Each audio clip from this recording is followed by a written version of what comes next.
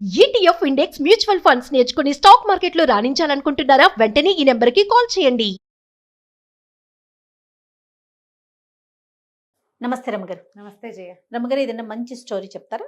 ఒక ప్రశ్న, చిన్న ప్రశ్న. దీని పేరు ఆడాళ్ళకి అన్నిటికంటే స్త్రీలకి ఇష్టమైంది ఏమిటి? నువ్వేం చెప్తావు జయ? అన్నింటికంటే ఇష్టమైందా? ఆ. బంగారమే రమ్మగారు కదా. దాని మీదే. అవునా?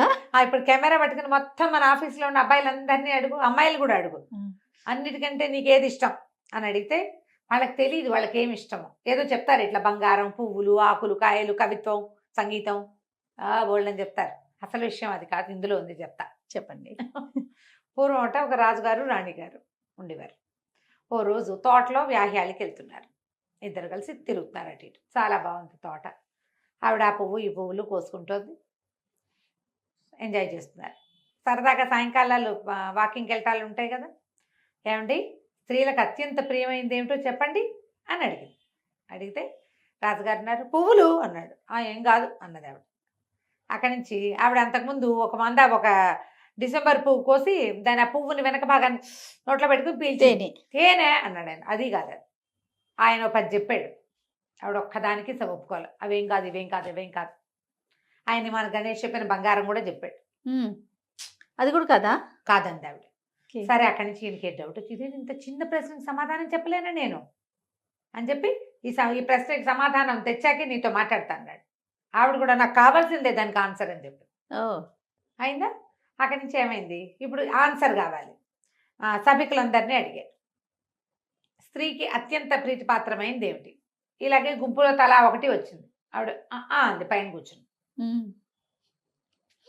కాదండి. ఈయన ఏం చేశాడు, రాజ్యంలో చాటింపేశాడు. రాణిగారు అడిగిన చిన్న ప్రశ్న, స్త్రీకి అత్యంత ప్రీతిపాత్రమైనది ఏమిటి? ఎవరు చెప్తే వాళ్ళకి బహుమానం. జనం అంతా తండోపతండాలుగా వచ్చారు సమాధానాలు చెప్పడానికి. అంతమందిని చూశాక రాణిగారికి నచ్చిన సమాధానం చెప్పకపోతే కొరడా దెబ్బలు తగులుతాయి అన్నారు. గుంపంతా పోయారు మొత్తం. అంతేగా, వచ్చిన వాళ్ళంతా వెళ్ళిపోయారు. దెబ్బలు తినడానికి ఎవరు రెడీ అవుతారు? రాజుకు నచ్చల. ఇదేంటి ఇంత చిన్న ప్రశ్నకి ఆన్సర్ దొరకదా నా దేశంలో నాకు? ఇలా కాదు, సభికులందరినీ అడిగాం, ఊళ్ళో వాళ్ళేమో దెబ్బలకు భయపడుతున్నారు. ఇట్లా కాదని రాజుగారు రోజు ఒక పావురాన్ని విడిచిపెడతాడు. ఆ పావురం ఏ ఇంటి మీద వాళ్తే ఆ ఇంటి వాడు సమాధానం చెప్పాల్సిందే, లేకపోతే వాడి కొరడా దెబ్బలు తప్పవు. దీనికోసం ఇప్పుడు ఈ అడ్వర్టైజ్మెంట్కి ఎంత పని ఇవి. మరి తాను చెప్పలేకపోయాడు, సామాన్య ప్రజలు ఎలా చెప్తారు? చెప్పాలి. మళ్ళీ కొరడా దెబ్బలు ఈ ఏర్పాటంతా అయింది. ఇప్పుడు రోజు పొద్దున్నే వాకిట్లో మేడ మీద నిలబడి పావురాయి ఎదురు పెట్టడం. ఆ పావురాయి అయిపోయి ఆ ఇంటి మీద ఈ ఇంటి మీద వాళ్తాం, వాళ్ళు మెమ్మే బెబ్బే అంటాం, వాళ్ళకి కొరడా దెబ్బలు, గందరగోళం, అన్యాయం. రోజులు గడిచినాయి. ఒకరోజు ఒక పేద రైతింటి పూరి గుడిసె మీద, రైతుకు తల్లి గుడిసె మీద వాలింది. గుడిసె మీద వాలేసరికి ఆయన చూసుకున్నాడు, పావురాయి వాలింది. ప్రజలంతా వెయిట్ చేస్తారు ఎవరింటి మీద వాలుతుందో అని. మన ఇంటి మీద వాళ్తుందేమని మనకి భయము. అవునవును. మన ఇంటి వాళ్ళదంటే అమ్మాయి అనుకుని ఎవరింటి మీద వాలిందో అక్కడికి పోతారు గుంపద్దా. పోయి నీ ఇంటి మీద పావురాయి వాలింది, రాజుగారి ప్రశ్నకు నువ్వు సమాధానం చెప్పాలి, రాణి గారిని సాటిస్ఫై చేయాలన్నారు. ఆ పేద రైతు ఒక కుర్రాడు, ఆయనకి ఇద్దరు కలిసి దీనంగా చేపలు అవి పట్టుకుంటుండేవాళ్ళు. వాళ్ళకి ఏమీ లేదు.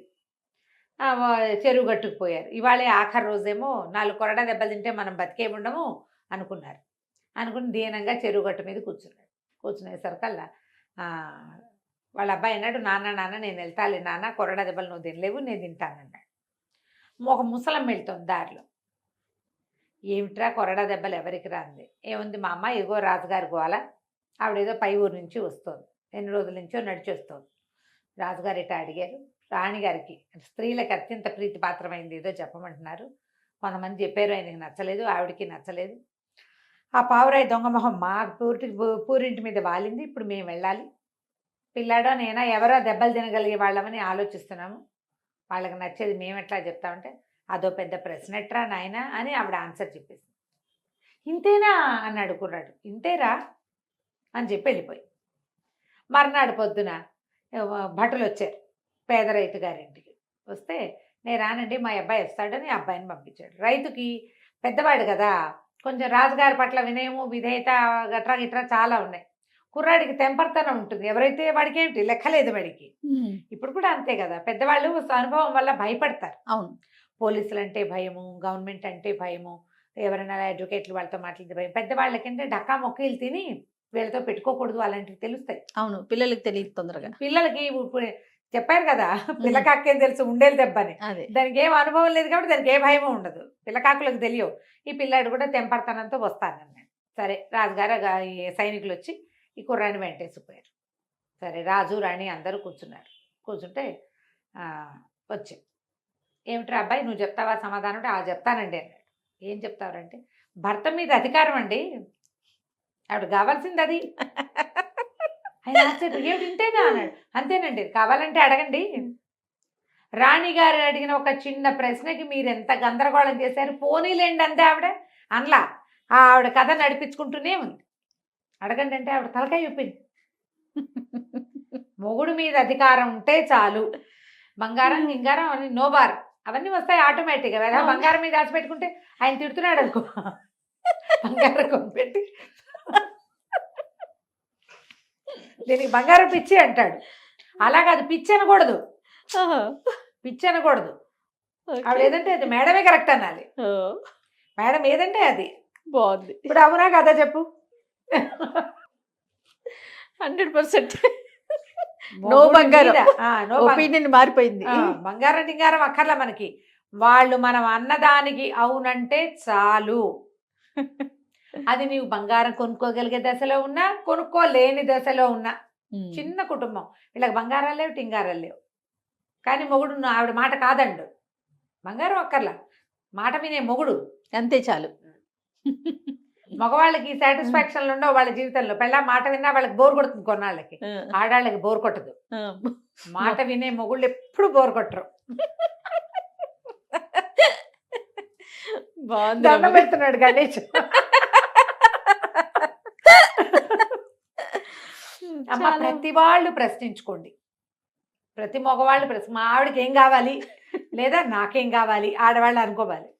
నాకేం కావాలంటే మా ఆయన నా మాట వినడం కావాలి. జనరల్ గా అసలు నేను చేసే ఏ కంటెంట్ జేపీ చూడరండి, కానీ ఈ వీడియో నేను చూపిస్తాను గారు. నువ్వు చూపించాలి, నీకే స్పెషల్ ఇది అని చెప్పేసి. సో నేను కూడా డాక్టర్ గారు అసలు ఇప్పటిదాకా ఆయన యూట్యూబే లేదు ఆయన ఫోన్ లో. ఈ ఒకటి నేను చూపించండి రాబు గారు. డెఫినెట్ గా అందరూ ఆడవాళ్ళందరూ మీ భర్తలకి చూపించండి, మీ ఫ్రెండ్స్ కి పంపించండి, దీన్ని ప్రచారం చేయండి. ఉద్యమం లాగా తీసుకెళ్దామా? బాగుంది. స్త్రీలకు కావాల్సింది ఏంటంటే మాట చెల్లుబడి, నీ ఇష్టం అనాలి, అంతే చాలు. అదొకటి చాలు. ఇంకేం ఇచ్చినా ఇవ్వపని ఏం పర్వాలేదు, వాళ్ళు ఏం ఇవ్వక్కర్లా, నీ ఇష్టం అంటే చాలు. అన్నీ వచ్చినట్టే. ఈ మాట చెప్పాక రాజుగారు ఇంత గోల్ చేసింది ఎందుకు? ఆవిడ మాట కోసం. ఇప్పుడు ఇలా కావాలి ఆవిడకి, ఆవిడ ఏదంటే అది జరిపేసేదే కావాలి, అంతేనండి. సరే ఆయన మెచ్చుకుని ఈ కుర్రాడికి 4 ఎకరాల పొలం ఇచ్చి, పేద రైతుగా ఉండదురా, కొంచెం గట్టి రైతుగా ఉన్నాయన, నా కళ్ళు తెరిపించావు నువ్వు, ఇంకోసారి ఇలాంటి పని చేయకూడదు, మళ్ళాగానే ఉంటుంది రాజ్యం అంతా అని 4 కొరుక్కున్నాడు రాజుగారు. కథ కంచుకి మనం ఇంటికి. చాలా బాగుంది రమ్మగారు, సూపర్. నమస్తే అండి. నమస్తే.